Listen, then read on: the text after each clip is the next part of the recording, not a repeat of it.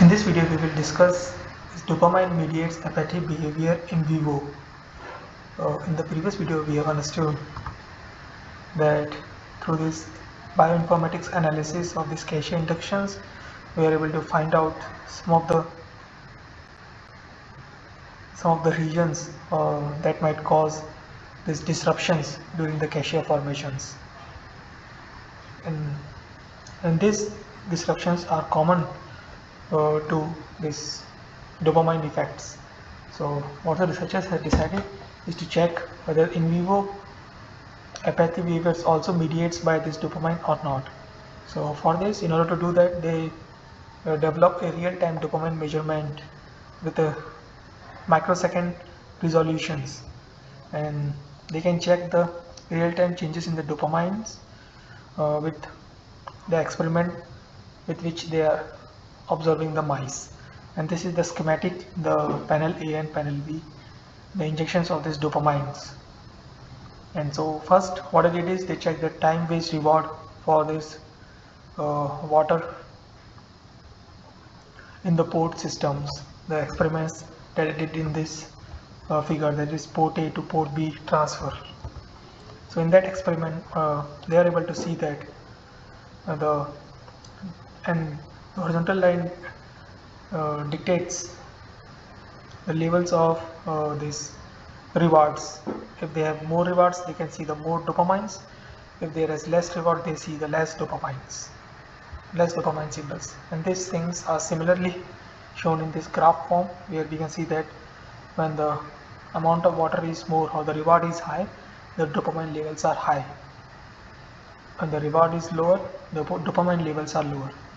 So now what I wanted to check, but at the end point where the cache formations are there, whether it will cause any impact on the dopamine or not.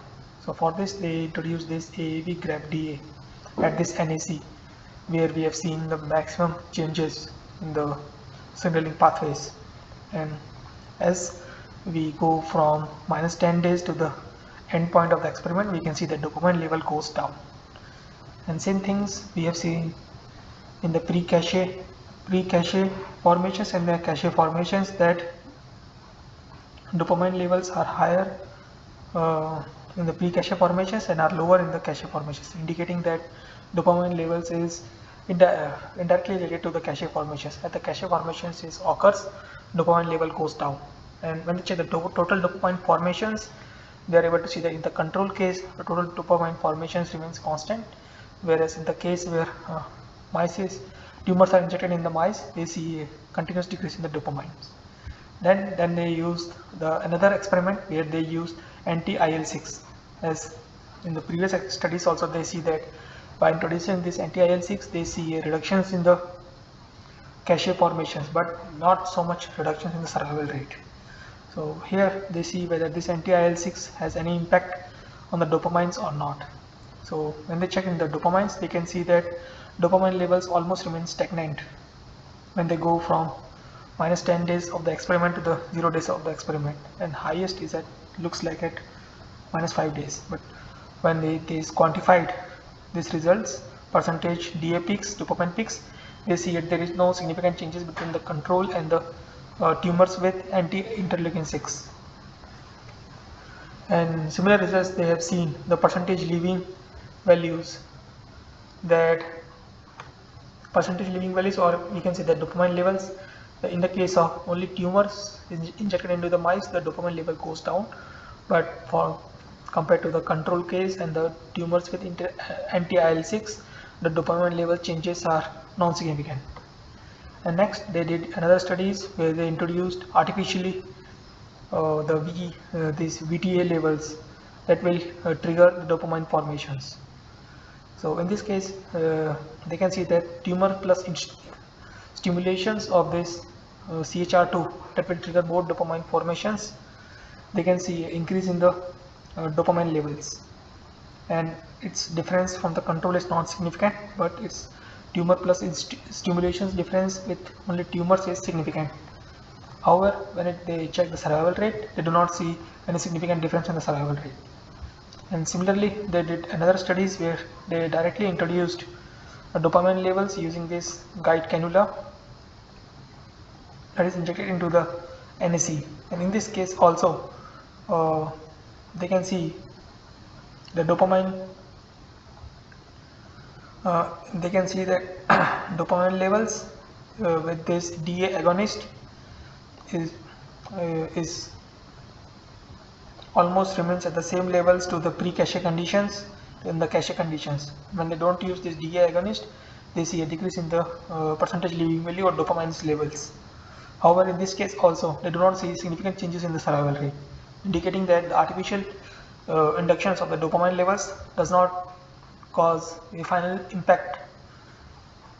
positive impact on the survival rate, and this needs to be done in the through this